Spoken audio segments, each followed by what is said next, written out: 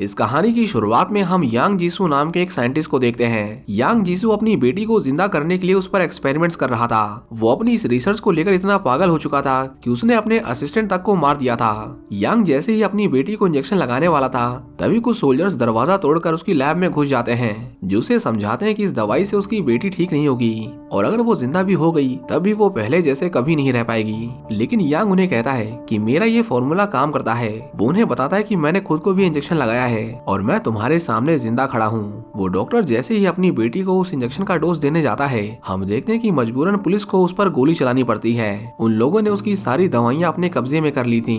लेकिन जैसे ही वो उसे अरेस्ट करने जा रहे थे तभी हम देखते हैं कि वहाँ पर एक हाई मैग्नीट्यूड का भूकंप आने लगता है। उनके आसपास की सारी बिल्डिंग्स ताश के पत्तों की तरह गिर रही थी।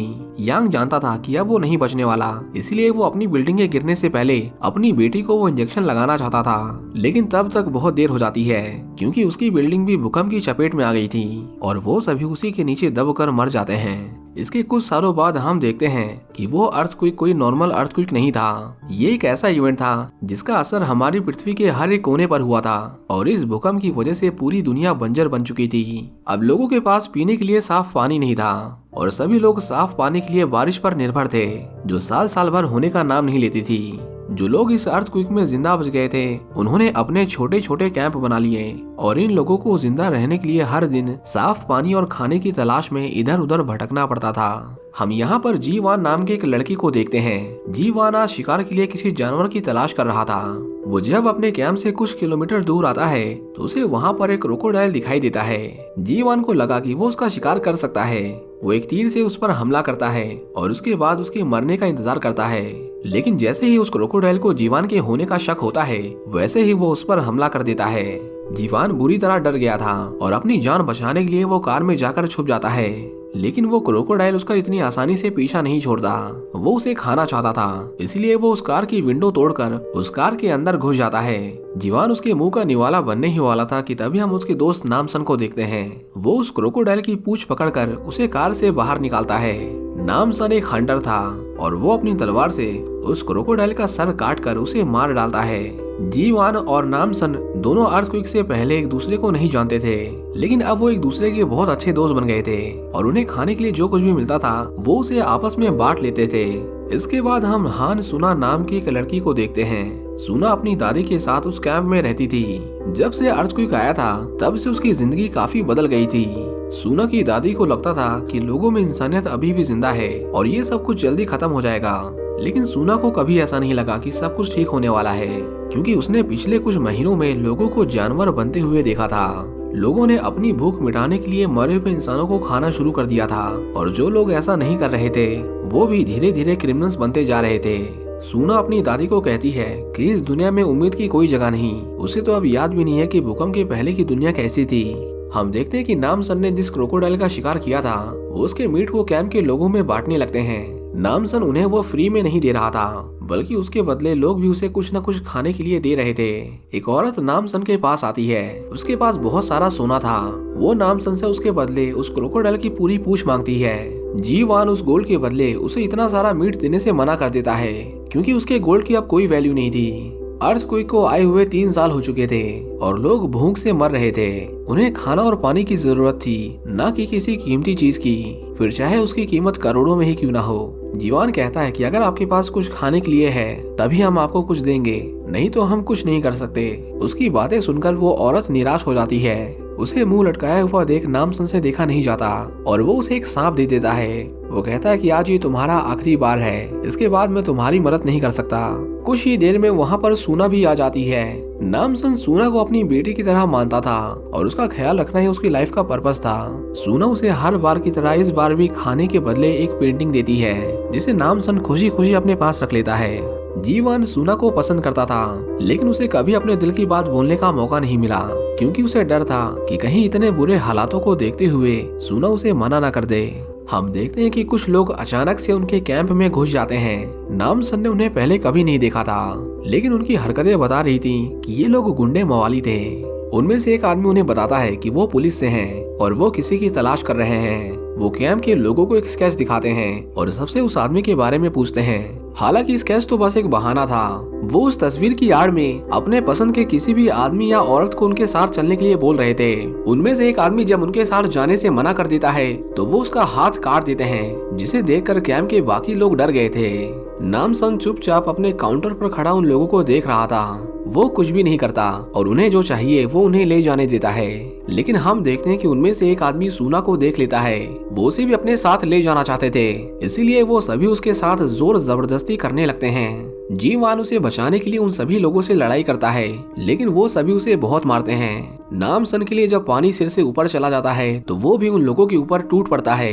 नामसन उन्हें बहुत मारता है और उनसे पूछता है कि तुम्हें किसने भेजा है। वो ये भी देखता है कि उनके पास पीने के लिए साफ पानी था। एक आदमी बहुत मार खाने के बाद उसे बताता है कि यहाँ से कुछ किलोमीटर दूर एक अपार्टमेंट है जहाँ पर कुछ लोग रहते हैं और वही हमें पीने के लिए साफ पानी देते हैं। नामसन उन लोगों को जाने देता है और उन्हें कहता है कि उनमें से कोई भी दोबारा यहाँ दिखाई नहीं देना चाहिए। वो औरत जो नामसन को गोल्ड दे रही थी, उसने नामसन का ये रूप पहली बार देखा था। वो उससे इम्प्रेस हो जाती है और उस पर लाइन मारने लगती है, जो नामसन को बिल्कुल भी पसंद नहीं आता। एक दिन जब जीवान और नामसन शिकार के बाद अपने कैंप में वापस लौटते हैं तो वो देखते हैं कि सूट बूट पहने कुछ लोग सूना और उसकी दादी से बात कर रहे थे।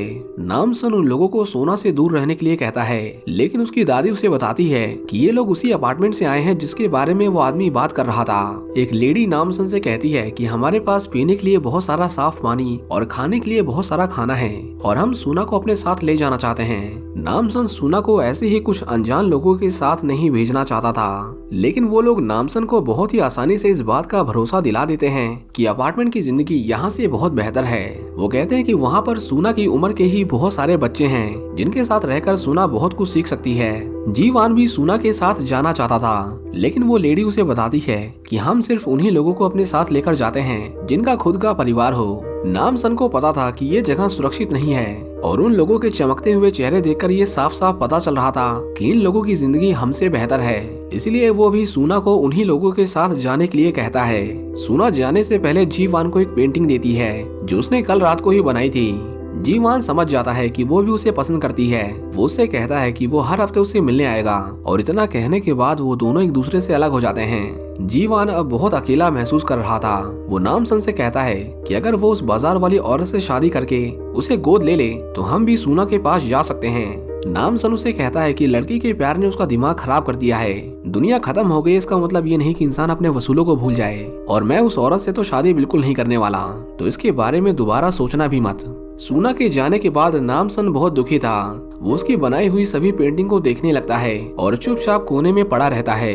अर्थक्वेक से पहले नामसन का भी एक परिवार हुआ करता था। उसकी एक बेटी थी जिसे वो बचा नहीं पाया, और नामसन जब जब शराब पीता था वो जीवान को अपनी बेटी के बारे में बताता था। सूना के जाने के बाद आज उसे नींद नहीं आ रही थी, इसीलिए वो शिकार के लिए बाहर चला जाता है। दूसरी ओर हम देखते हैं कि वो लोग सूना और उसकी दादी को अपने साथ उस अपार्टमेंट की ओर लेकर जा रहे थे। सूना को वहाँ पर अपनी उम्र की एक और लड़की मिलती है और वो उस अपार्टमेंट में जाने के लिए बहुत एक्साइटेड थी। चलते चलते उन्हें बीच रास्ते में कुछ लोगों के उनकी ओर आने की आवाज सुनाई देती है। वो लेडी टॉर्च की रोशनी से उन्हें इशारा करती है, जिसके बाद वो फिर से आगे बढ़ने लगते हैं क्योंकि वो उन्हीं के लोग थे। हम देखते हैं कि सूना की दादी कई घंटों से पैदल चल रही थी, जिसकी वजह से उनके पैर में मोच आ जाती है और अब उन्हें और आगे चलने में दिक्कत हो रही थी। वो लेडी अपने कुछ लोगों को कहती है कि वो उन्हें पास के ही एक मेडिकल सेंटर में लेकर जाए। सूना भी उनके साथ जाना चाहती थी, लेकिन उसे समझाया जाता है कि उनका आगे बढ़ना जरूरी है। सूना को ये भरोसा दिलाया जाता है कि उनकी दादी जल्द ही उनके साथ होगी, लेकिन फिलहाल उन्हें आराम की जरूरत है। कुछ मिनट और चलने के बाद सूना देखती है कि मिलिट्री के कुछ लोग अपनी कार्स के साथ उनका इंतजार कर रहे थे। सूना उन्हें कहती है कि अगर ये कार्स इतनी पास थी तो आप लोगों ने मेरी दादी को मेडिकल सेंटर जाने के लिए क्यों कहा? ये लोग हमारे पास भी तो आ सकते थे। सूना को अब कुछ अच्छा नहीं लग रहा था, इसलिए वो आगे जाने से मना कर देती है। मिलिट्री ऑफिसर गोवन सूना को कहता है कि कोई बात नहीं, हम तुम्हारी दादी के लिए कल सवेरे तक इंतजार कर लेते हैं। वो जैसे ही यहाँ तक पहुँच जाएंगी हम उन्हें भी अपने साथ ले चलेंगे। लेकिन हम देखते हैं कि उनके साथ कुछ बच्चे भी थे जो बिना खाना और पानी के बीमार हो गए थे। वो दूसरी वाली लड़की सूना को समझाती है कि तुम चिंता मत करो, मेरे दादाजी भी तुम्हारी दादी के साथ गए हैं, ये लोग उन्हें भी कल अपार्टमेंट में ले आएंगे, लेकिन तब तक हम यहाँ नहीं रुक सकते। सूना अपनी दादी के लिए बहुत परेशान हो रही थी, लेकिन वो उन लोगों से ज्यादा देर लड़ नहीं पाती और उसे मजबूरन अपनी दादी के बिना वहाँ से जाना पड़ता है। दूसरी तरफ हम देखते हैं कि वो लोग सूना की दादी को मेडिकल सेंटर लेकर जा रहे थे, लेकिन काफी दूर तक पैदल चलने के बाद भी उन्हें कोई बिल्डिंग दिखाई नहीं देती। वहाँ तो बस बंजर जमीन और मलबा पड़ा हुआ था। सूना की दादी जब उन लोगों से उस मेडिकल सेंटर के बारे में पूछती है तो हम देखते हैं कि वो लोग उन्हें कोई जवाब नहीं देते, वो बस उन्हें चुपचाप चलने के लिए कह रहे थे। असल में सच्चाई तो ये थी कि वहाँ कोई मेडिकल सेंटर नहीं था, ये लोग उन्हें मारने के लिए यहाँ लेकर आए थे। हम देखते हैं कि इत्तेफाक से नामसन और जीवान भी उसी जगह पर शिकार की तलाश में आए थे। जीवान उन्हें एक बूढ़े आदमी को उस खाई में धक्का देते हुए देख लेता है। वो सूना की दादी को बचाने की कोशिश करता है, लेकिन वो लोग उन्हें भी मार देते हैं। सबूत मिटाने के लिए वो जीवान पर भी हमला करते हैं, लेकिन नामसन उसे बचा लेता है। उन लोगों ने 2 बूढ़े और लाचार लोगों का खून किया था, इसीलिए नामसन भी उन्हें मारने से पहले उन पर जरा भी रहम नहीं करता। लेकिन उन्हें मारने के बाद उनके साथ जो होता है उसे देखकर नामसन और जीवान दोनों को अपनी आंखों पर यकीन नहीं हो रहा था। हम देखते हैं कि वो लोग मरने के बाद भी जिंदा थे और उनकी चोटें भी बहुत जल्दी ठीक हो रही थी। वो दोनों उन लोगों को मारने की पूरी कोशिश करते हैं, लेकिन उन्हें मार पाना लगभग नामुमकिन था। इससे पहले वो दोनों भी बाकी लोगों की तरह मारे जाते, हम देखते हैं कि एक लड़की उन्हें बचाने के लिए अचानक से उनके सामने आकर खड़ी हो जाती है। ये कौन थी, कहां से आई थी, उन्हें कुछ नहीं पता था, लेकिन एक बात पक्की थी कि वो उन्हें इन सुपर ह्यूमन से बचाने आई थी। हमें पता चलता है कि अगर इन लोगों को मारना है तो इनके सिर को इनकी बॉडी से अलग करना होगा। ये सुपर ह्यूमंस अमर नहीं थे, बस जेनेटिकली एडवांस थे। वो लड़की उन्हें बताती है कि उसका नाम ली है और वो एक आर्मी ऑफिसर थी। जिस दिन भूकंप आया था उस दिन वो और उसके साथ के कुछ ही ऑफिसर थे जो जिंदा बच गए थे। उन्होंने कई महीनों तक बचे हुए लोगों को रेस्क्यू किया, लेकिन उन सभी के लिए रहने के लिए छत और खाने के लिए खाना ढूंढना ही उनकी सबसे बड़ी चुनौती थी।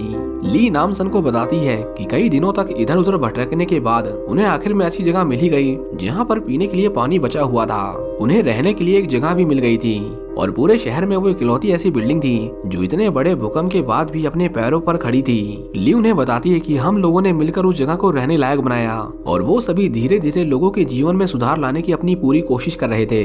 हमें ये भी पता चलता है कि डॉक्टर यांग जीसू ने भी उस अर्थक्वेक को सरवाइव कर लिया था और एक दिन वो भी खाने और पानी की तलाश में चलते चलते उस अपार्टमेंट तक पहुंच गया। ली कहती है कि वो आदमी एक डॉक्टर था और हमें एक डॉक्टर की बहुत जरूरत थी, इसीलिए हमने भी उसे अपने परिवार का हिस्सा बना लिया। यांग शुरुआत में तो सबसे बहुत अच्छे से पेश आ रहा था, लेकिन वो हमारे पीठ पीछे इंसानों पर एक्सपेरिमेंट्स कर रहा था जिसकी हमें जरा भी भनक नहीं थी। उसके आने के बाद लोग अचानक से ही गायब होने लगे थे और हैरानी की बात ये थी कि गायब होने वालों में से ज्यादातर बच्चे ही थे। ली को जब उस डॉक्टर के ऊपर शक होने लगा तो एक दिन वो यांग के पास गई और उसने उन गायब हुए बच्चों के बारे में उससे सवाल जवाब किए और उसके बाद हमें पता चलता है कि डॉक्टर यांग ने अपनी बेटी को जिंदा करने के लिए जो सीरम बनाया था वो कोई आम दवाई नहीं थी। यांग ने जीसू को बताया कि उस इंजेक्शन की वजह से ही वो उस बिल्डिंग में महीनों तक दबा रहने के बाद भी जिंदा बच गया और उसकी यही दवाई इंसानों का भविष्य है। ली को कुछ समझ नहीं आ रहा था, जिसके बाद ऑफिसर वॉन डॉक्टर यांग की मेडिसिन का नमूना दिखाने के लिए एक दूसरे ऑफिसर पर गोली चला देता है। हम देखते हैं कि वो ऑफिसर गोली लगने के बाद भी कुछ ही सेकंड्स में फिर से ठीक हो जाता है। सभी मिलकर ली को समझाने की कोशिश करते हैं कि डॉक्टर यांग उनके लिए भगवान है और अब उनकी वजह से हम बिना खाना और पानी के महीनों तक जिंदा रह सकते हैं। लेकिन ली को सिर्फ उन लोगों की परवाह थी जो डॉक्टर यांग के आने के बाद गायब हो गए थे। वो समझ गई थी कि उसकी इस दवाई की कीमत कहीं न कहीं उन बच्चों को चुकानी पड़ रही थी। वो इसके बारे में सभी को वार्निंग देना चाहती थी, लेकिन ऑफिसर वॉन उसे शूट कर देता है, जिसके बाद ली को अपनी जान बचाकर वहाँ से भागना पड़ा। ली उन्हें बताती है कि उस दिन से वो उन लोगों से भाग ही रही है और अब तो उन्हें रोकना और भी मुश्किल हो गया है। नामसन समझ गया था कि सूना की जान खतरे में है और अब वो किसी पर भरोसा नहीं कर सकता। वो ली से कहता है कि मैं तुम्हें नहीं जानता और ये सब देखने के बाद मुझे तुम पर भी भरोसा नहीं है, इसलिए अगर तुम मेरे रास्ते में आई तो मैं तुम्हें भी मार दूंगा। दूसरी ओर हम देखते हैं कि सूना और उसके साथ आए हुए बाकी के लोगों का स्वागत किया जाता है। डॉक्टर यांग उन्हें बताता है कि हमारे पास उन्हें देने के लिए बहुत कुछ है और यहाँ पर वो सभी सुरक्षित हैं। यहाँ पर उनकी परमिशन के बिना ना तो कोई अंदर आ सकता है और ना ही कोई यहाँ से बाहर जा सकता है। उन सभी को पीने के लिए साफ पानी की एक बोतल दी जाती है, जिसके बाद वो सभी खुश हो जाते हैं। सूना अभी भी अपनी दादी के बारे में सोच रही थी, लेकिन वो लेडी उसे बताती है कि वो अभी हेल्थ सेंटर में है और उन्हें यहाँ तक पहुँचने में थोड़ा समय लगेगा। सूना को नहीं पता था कि उसकी दादी मर चुकी है और ये सब उसे झूठ बोल रहे थे। हम देखते हैं कि बच्चों और उनके पेरेंट्स को एक दूसरे से अलग किया जा रहा था। बच्चों के माँ बाप उन्हें कहते हैं कि हम अपने बच्चों के साथ क्यों नहीं रह सकते, जिस पर वो लेडी उन्हें कहती है कि ये हमारे यहाँ का नियम है और वो सभी को फॉलो करना पड़ेगा। इन लोगों ने बच्चों के लिए एक एग्जाम सिस्टम भी बना रखा था। जिस बच्चे के भी सबसे ज्यादा मार्क्स आते थे उनके पेरेंट्स को मुफ्त का खाना और बाकी लोगों से ज्यादा पानी दिया जाता था। उन्होंने सब कुछ ऐसे प्लान कर रखा था कि पेरेंट्स अपने बच्चों के बारे में सोचना ही छोड़ दें और उनका सारा ध्यान सिर्फ ज्यादा से ज्यादा राशन इकट्ठा करने की ओर हो। हम देखते हैं कि उनके पास सच में बहुत सारा पानी था और उस पानी को फिल्टर करने का काम भी उन बच्चों के पेरेंट्स को करना पड़ता था। मतलब एक तरह से वो लोग काम कर रहे थे अपने बच्चों के लिए और उनके बच्चे काम कर रहे थे अपने पेरेंट्स के लिए। हम देखते हैं कि ली और नामसन उन लोगों पर अटैक करने का प्लान बना रहे थे, लेकिन उस अपार्टमेंट के अंदर घुसना बहुत मुश्किल था। इसके बाद नामसन उन लोगों के पास जाता है जिन्होंने उसके कैंप पर हमला किया था। ये लोग गुंडे मवाली थे और अक्सर साफ पानी के लिए उनका उस अपार्टमेंट में आना जाना लगा रहता था। जब नामसन उनके अड्डे पर पहुंचता है तो वो देखता है कि दो गैंग्स आपस में एक दूसरे से लड़ाई कर रहे थे। वो उन्हें लड़ाई रोकने के लिए कहता है क्योंकि उसे उन लोगों से उस अपार्टमेंट के बारे में कुछ सवाल पूछने थे।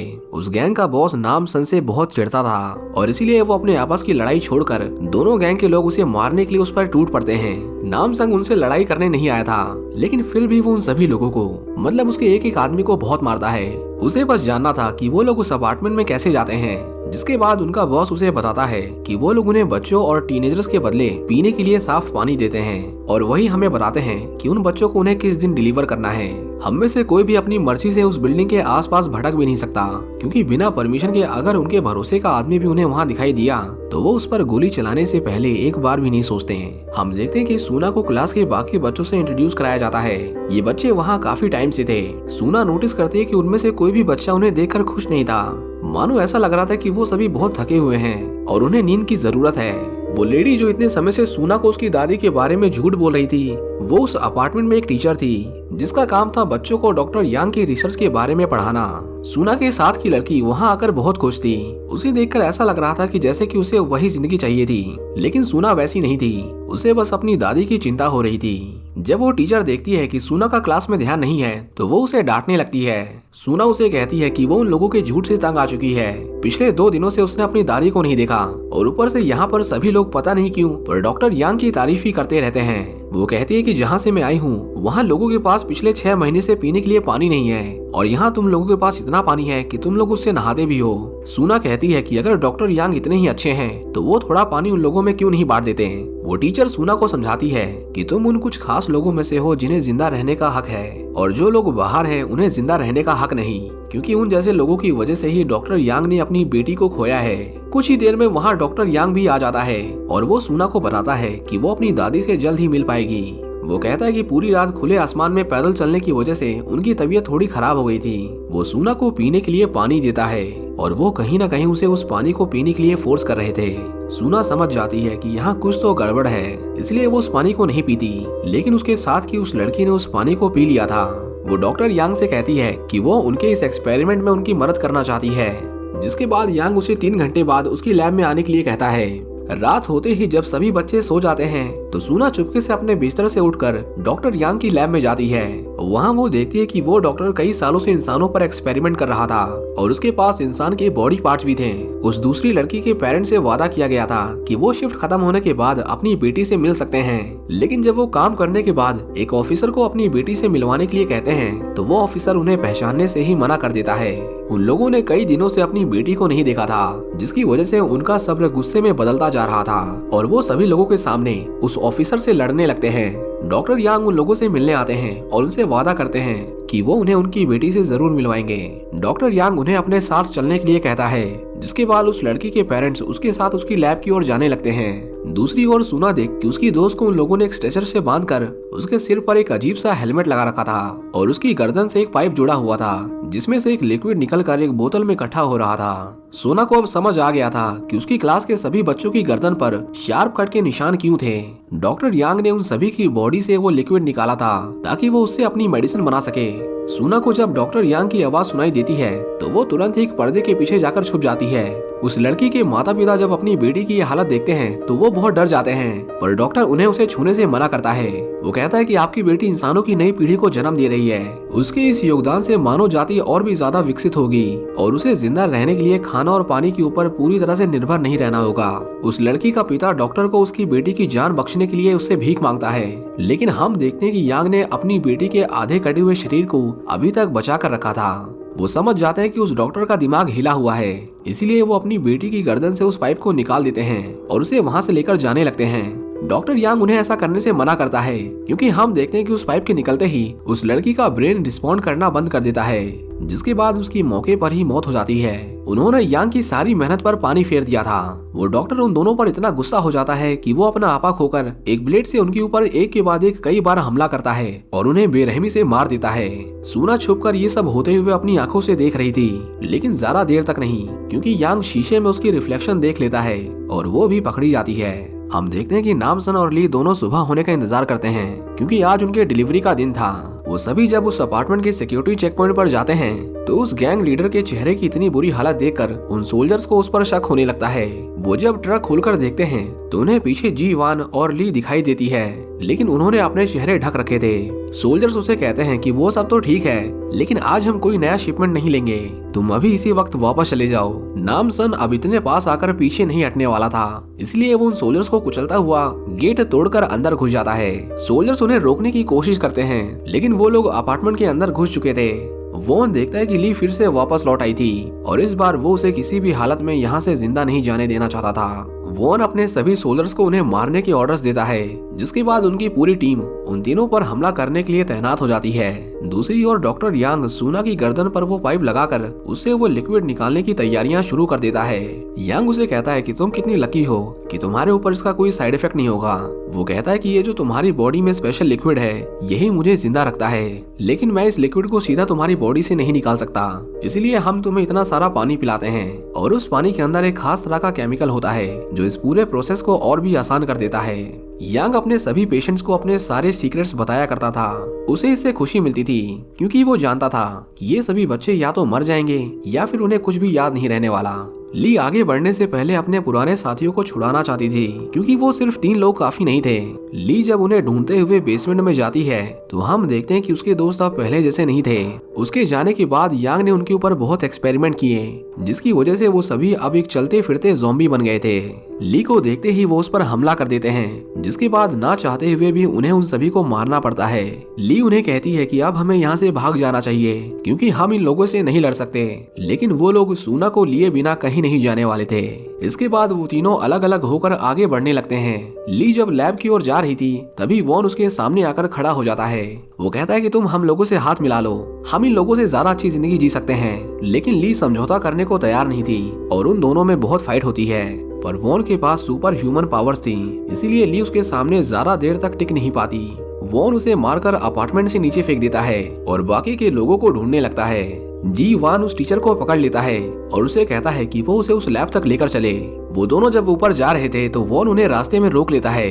जीवान उसे उस टीचर को मारने की धमकी देता है, लेकिन वॉन को उसके मरने या जीने से कोई फर्क नहीं पड़ता था, क्योंकि वो औरत पहले से कैंसर की पेशेंट थी जो जिंदा रहने के लिए डॉक्टर यांग से मदद की आस लगाए उसके लिए काम कर रही थी। नाम सान भी उसे ढूंढता हुआ उसी फ्लोर पर आ जाता है। वो जीवान से कहता है कि तुम जाकर सूना को बचाओ, मैं इसे हैंडल कर लूंगा।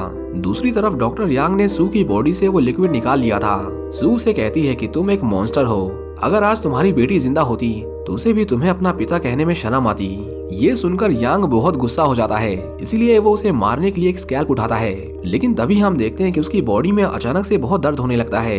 यांग जब खुद को शीशे में देखता है तो उसे अपने चेहरे पर अपनी ही मेडिसिन के साइड इफेक्ट दिखाई देते हैं। सू उस पर हंसने लगती है और उसे बताती है कि ये तो होना ही था, क्योंकि तुम लोगों ने मुझे जो पानी दिया था मैंने उसकी एक बूंद भी नहीं पी। यांग को पता था कि ये साइड इफेक्ट्स कितने खतरनाक हैं और ऊपर से उसके पास इसका कोई इलाज भी नहीं था। वो जैसे ही सू को मारने के लिए जाता है, हम देखते हैं कि जीवान उन्हें ढूंढ लेता है और वो उसे रुकने के लिए कहता है। यांग जीवान से कहता है कि अपनी बंदूक नीचे रखो, नहीं तो मैं इस लड़की को मार दूंगा, जिसके बाद जीवान को अपने हथियार नीचे रखने पड़ते हैं। दूसरी ओर हम देखते हैं कि वॉन नामसन को रोकने की अपनी पूरी कोशिश करता है, लेकिन एक इंसान होने के बाद भी नामसन बहुत पावरफुल था।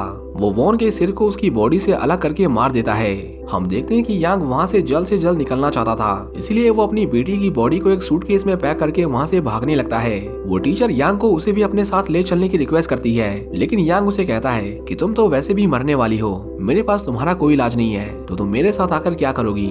वो लोग उस लैब में ग्रेनेड फेंककर वहाँ से चले जाते हैं और उसके धमाके से उस टीचर की मौत हो जाती है।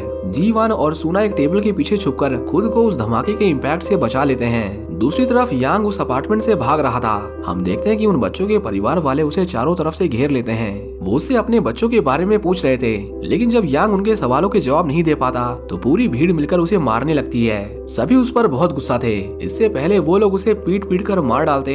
हम देखते हैं कि यांग एक असॉल्ट राइफल उठाकर उन लोगों पर अंधाधुंध गोलियां चलाने लगता है। उसने अपना दिमागी संतुलन पूरी तरह से खो दिया था और वो अनगिनत लोगों को मौत की घाट उतार देता है। लेकिन जब उसे होश आता है तो उसकी नजर उस सूटकेस पर जाती है जिसके अंदर उसने अपनी बेटी की बॉडी रखी थी। वो देखता है कि उसने गलती से उस सूटकेस पर भी फायरिंग कर दी थी, जिसकी वजह से उसकी बेटी का शरीर अब पूरी तरह से खत्म हो चुका था और अब उसे किसी भी तरह जिंदा कर पाना नामुमकिन था। सूना उसे कहती है कि तुम उसे पहले भी नहीं बचा सकते थे और अब भी वो जा चुकी है। तुमने जो इतने मासूम लोगों के साथ किया, ये उसी का फल है। यांग अपनी इस हालत का जिम्मेदार सिर्फ और सिर्फ उसे मानता था। वो मरने से पहले सू को भी मारने की कोशिश करता है, लेकिन वो जैसे ही अपनी गन उठाता है, नाम सुन उसे गोली मार देता है। इसके बाद हमें दिखाया जाता है कि सूना अपनी दादी की कब्र के पास जाती है। सूना वहाँ पर फूट फूट कर रोने लगती है क्योंकि उसे नहीं पता था कि उन लोगों ने उन्हें मार दिया था। इसी तरह कुछ हफ्ते बीत जाते हैं और हम देखते हैं कि सब कुछ फिर से नॉर्मल होने लगा था। वहाँ पर बारिश भी आती है और अब उनके पास कई महीनों तक पीने के लिए साफ पानी था। उस अपार्टमेंट के साथ कैंप के बच्चों और वहाँ के लोगों की बहुत बुरी यादें जुड़ी हुई थी, इसीलिए कोई भी दोबारा उसके बाद वहाँ नहीं गया। हम देखते हैं कि सूना और जीवान भी अब एक दूसरे को पसंद करने लगे थे और इसी के साथ ये मूवी यहीं पर खत्म हो जाती है।